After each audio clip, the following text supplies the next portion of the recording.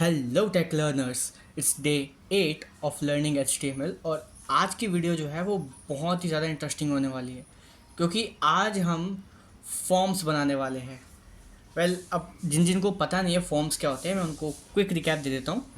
जब भी आप किसी वेबसाइट में कहीं जाते हो या फिर कोई डिटेल भरते हो तो आप वहाँ पे एक्चुअल में एक फॉर्म में डिटेल भर रहे होते हो। तो वो जो फॉर्म होता है ना, आज हम वो बनाने वाले हैं। So let's start it.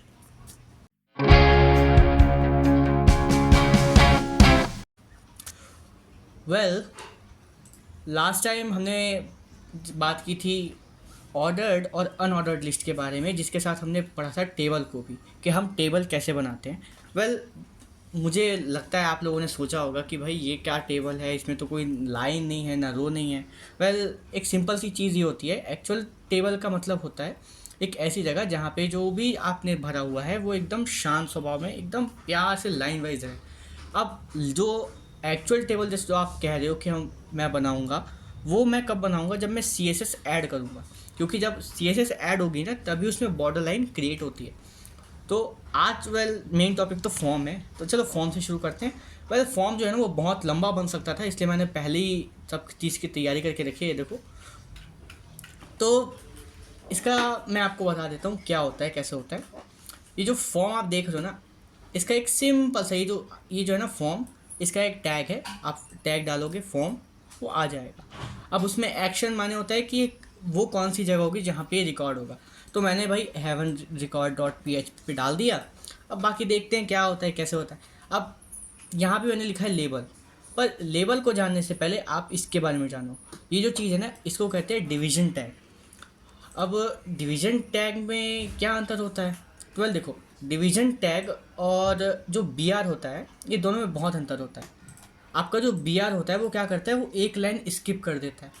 पर आप उस BR के पहले कुछ भी लिखोगे ना तो वो उस लाइन पे ऐड हो जाएगा।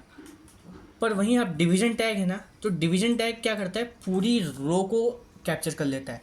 माने अगर आपने कहीं भी डिवीजन टैग के अंदर कुछ लिखा है तो वो पूरी रो को अपने अंदर संभाल लेगा।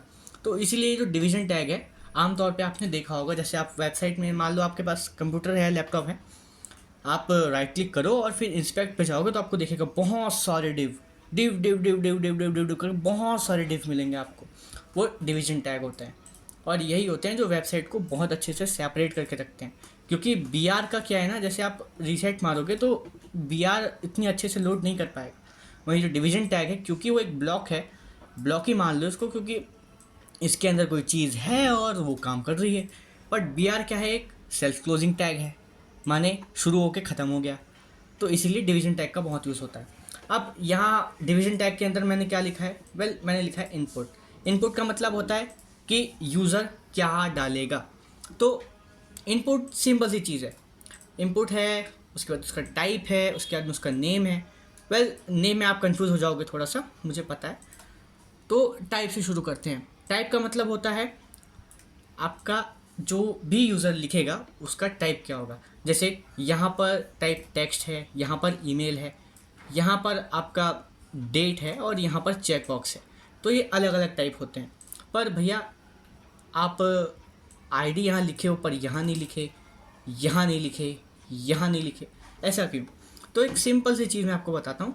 जो ID का मेन यूज़ होता है इस टाइम पर इस जगह पे, वो होता है लेबल के लिए। अब लेबल क्या होता है तो सुनो। जैसे जो कहते हैं ना, ID एक यूनिक नाम होता है। वेल, एक्चुअल में ID आपके ऊपर है।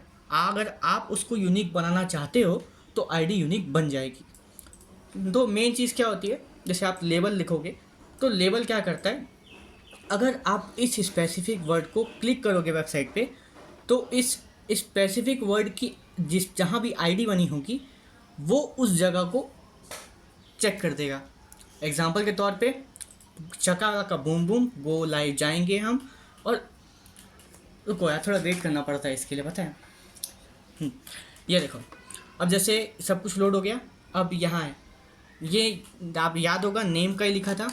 ये देखो, नेम यहाँ लिखा था, इस पे लेबल बना हुआ है और इसकी ID नेम।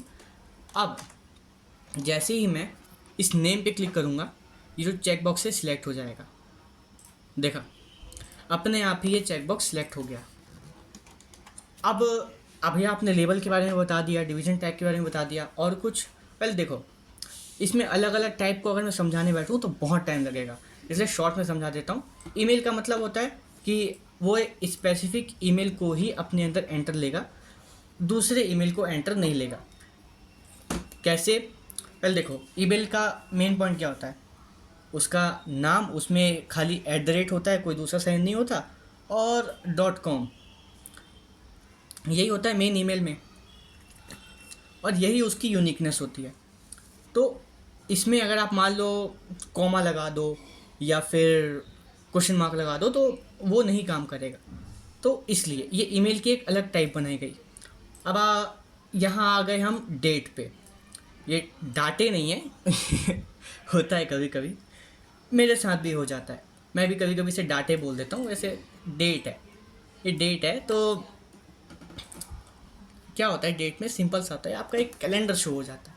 जैसे हमने डेट ऑफ सबमिशन लिखा तो ये देखो यहाँ पे कैलेंडर शो हुआ है, और जैसे ही मैं इस पर क्लिक करूँगा मेरे को एक डेट आ जाएगी, राइट। तो डेट का सिंपल सा काम ये है। फिर आता है चेक बॉक्स। चेक बॉक्स का मतलब होता है कि क्या आप आदमी हो, नहीं मैं नहीं हूँ, या फिर मैं हूँ, चेक बॉक्स। उसके बाद में आता है आपका रेडियो टाइप। रेडियो टाइप में थोड़ा बाद में समझाऊंगा, पहले मैं आपको ये वाला बता देता हूँ कि सिलेक्ट क्या होता है। देखो, सिलेक्ट में एक मेन चीज़ होती है कि आपके पास ऑप्शन आ जाते हैं। जैसे मैंने यहाँ पर सिलेक्ट किया कि भाई रेडियो बाइक है, और मैंने यहाँ पे व्हीकल ऐड कर दिया, जैसे कि यहाँ आप देख सकते हो लेबल, तो मैंने यहाँ पे व्हीकल ऐड कर दिया। फिर यहाँ ऑप्शंस, मैंने ऑप्शन दे दिए। कैसे? ऑप्शन टैग होता है, मैंने OPT लिखा, ऑप्शन आ गया। अब यहाँ पर वैल्यू, और ये एक्चुअल में क्या होता है, जैसे सर्वर होता है ना, तो सर्वर इस पूरे नाम को सेव नहीं करता, क्योंकि उसके पास बहुत सारा डेटा है, उसके पास बहुत सारी जगह उसको खाली रखनी पड़ती है, तो वो ऐसे छोटी छोटी चीज़ों को यूज़ करता है। अब जब आप इसको जितना बड़ा कर दोगे ना उतना दिक्कत है। तो क्या होता है, सर्वर में ये चीज़ सेव होती है, ये है, ये है, ये है, ये लंबे लंबे नाम इसमें सेव नहीं होते। तो बाकी ये चीज़ें, पर एक और चीज़ है, यहाँ ये सिलेक्टेड लिखा हुआ है, पर बाकियों में सिलेक्टेड नहीं लिखा है। उसका रीज़न ये है, जहाँ भी आप सिलेक्टेड लिखोगे ना, वहाँ वो वाली जो ऑब्जेक्ट है वो डिफ़ॉल्ट हो जाएगी। जैसे यहाँ देखो, व्हीकल्स में यहाँ अदर पे सिलेक्टेड लिखा हुआ है, बट यहाँ फॉर्च्यूनर है। अब यहाँ देखोगे तो फॉर्च्यूनर पे मैंने सिलेक्टेड लिखा हुआ है। तो ये जो चीज़ है ना, ये सिलेक्टेड इसकी भी किसी भी एलिमेंट को डिफ़ॉल्ट बना देती है। उसके बाद आते हैं हम कहाँ, इस वाले पे। अब रेडियो जो है ना, रेडियो एक तरह से कह सकते हो मल्टीपल चेक बॉक्स है, जिसमें आप एक टाइम पर एक ही चेक बॉक्स को क्लिक कर सकते हो। कैसे? ये जो रेडियो है बहुत आसानी से काम करता है। आपने ऑब्जेक्ट डाला, फिर इनपुट डाला, टाइप में रेडियो डाल दिया, और फिर नेम में आपने जो भी डालना है वो डाल दिया। बट एक बात का ध्यान रखना, ये इसमें टाइप और नेम दोनों सेम रहता है। जैसे आपने यहाँ लिखा मेल, यहाँ फीमेल, और यहाँ पर, अरे अदर कहाँ गया,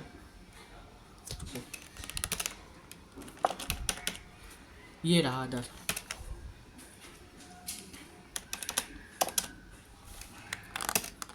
तो ये जो अदर है ना, ये वही चीज़, वही काम करता है। तो अब जैसे यहाँ पर देखा जाए तो यहाँ पे अगर मैं मान जाऊँ तो या तो मैं मेल सिलेक्ट करूँगा, या फिर हम फीमेल सिलेक्ट करेंगे, या फिर हम अदर सिलेक्ट करेंगे। तो यहाँ पर आप एक बार में दो चीज़ों को चूज़ नहीं कर सकते। बाकी ये जो आप बड़ा सा डब्बा देख रहे हो, इसे कहते हैं टेक्स्ट बॉक्स। वेल, मैं इसे टेक्स्ट बॉक्स ही कहता हूँ, समझा करो यार, गलती हो जाती है कभी कभी, मुझे भी याद नहीं रहता। तो ये जो टेक्स्ट एरिया है, इसमें क्या नेम है, ऑब्वियसली बात है नेम रहता है, पर यहाँ पर आईडी मैंने जानबूझ के लिखी है, क्योंकि मैं यहाँ पर इस चीज़ को जैसे ही टच करूँगा मुझे वो बॉक्स दिख जाएगा। अब यहाँ पर मैंने कॉलम डाल दिया, रो डाल दिया, पर भैया आप तो ये आईडी का मतलब मेन यूज़ क्या होता है? जैसे क्या होता है, कभी कभी आप लेबल कहीं और डाल, आपका वर्ड कहीं रहता है पर आपका बॉक्स कहीं और रहता है। तो ऐसी कंडीशन में यूज़र सिंपल सी चीज़ क्या करेगा, वो इसी पे क्लिक कर देगा। अब मान लो आपने यहाँ पे इसको क्लिक किया, पर आपका बॉक्स यहाँ नहीं है, आपका बॉक्स यहाँ वहाँ नीचे है, 25 रो नीचे।